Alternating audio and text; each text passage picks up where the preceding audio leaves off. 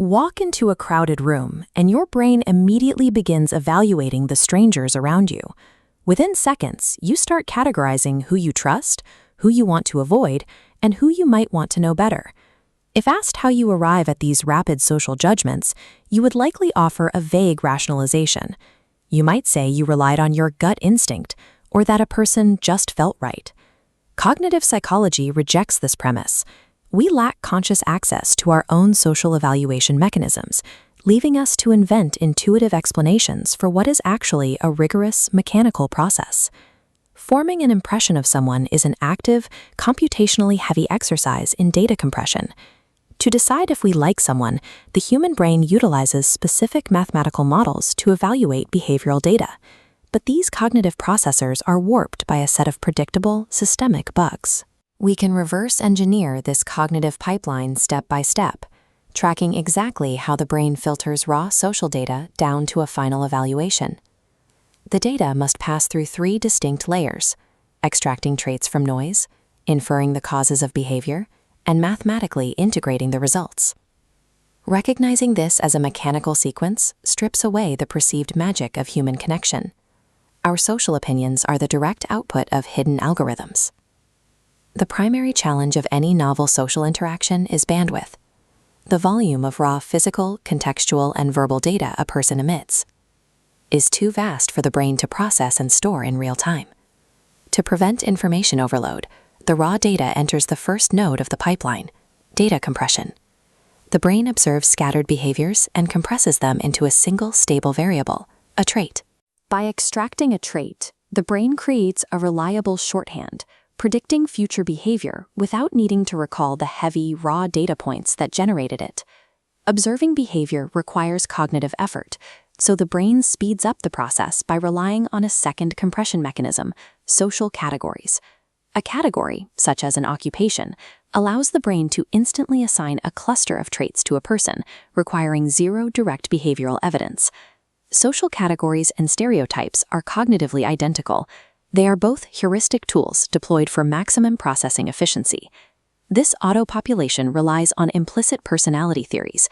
The brain operates on the assumption that certain specific traits inherently cluster together, allowing it to fill in missing data points based on statistical probability.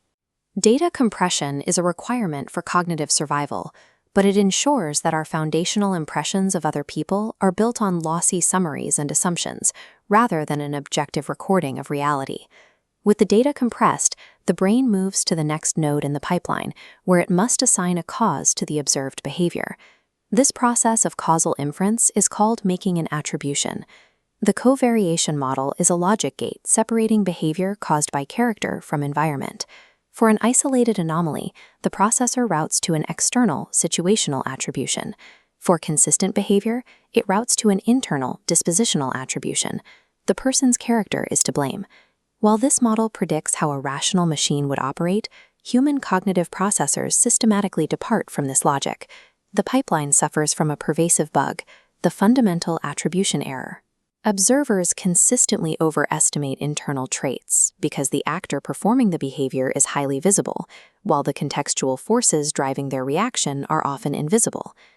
The fundamental attribution error functions as a system override. It forces the brain to miscategorize purely situational data as permanent character traits. This error forces us to perceive others through the lens of character-based traits, even when their behavior is actually a byproduct of their environment. With traits extracted and causes inferred, the pipeline reaches its core processing stage, consolidating these data points into a single evaluation score. Social psychologist Norman H. Anderson mapped this final calculation through his information integration theory. By gathering desirability ratings for 555 distinct traits, Anderson created a mathematical matrix to track exactly how the brain calculates human personality. This split screen shows the 2 competing mathematical models for how our brains process this matrix, the additive model on the left and the averaging model on the right. The additive model assumes positive traits stack. If a target has 2 highly positive traits valued at +2, and we learn a mildly positive trait valued at +1, the total score increases. The averaging model relies on a different logic.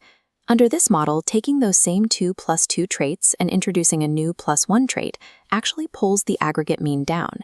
Empirical research confirms that human cognition utilizes the averaging model. This creates a startling paradox. Discovering a moderately good thing about a person can actually make you like them less. Human social calculus functions as an algorithmic defense mechanism, prioritizing the protection of a high average over the mere accumulation of positive data. Anderson's calculated mean is not the true final output. Before an evaluation is locked, the score must pass through 2 final descriptive bias filters. The first filter is the positivity offset. The human cognitive system does not begin evaluating a stranger at a neutral 0. In the absence of data, the algorithm defaults to slightly positive. Because of this offset, actively disliking someone requires significant negative data to overcome the initial positive momentum of the system. But that initial momentum is checked by the second, more powerful filter, the negativity bias. Inside the integration matrix, positive and negative traits do not carry symmetrical weight. The brain applies a disproportionate gravitational pull to negative information.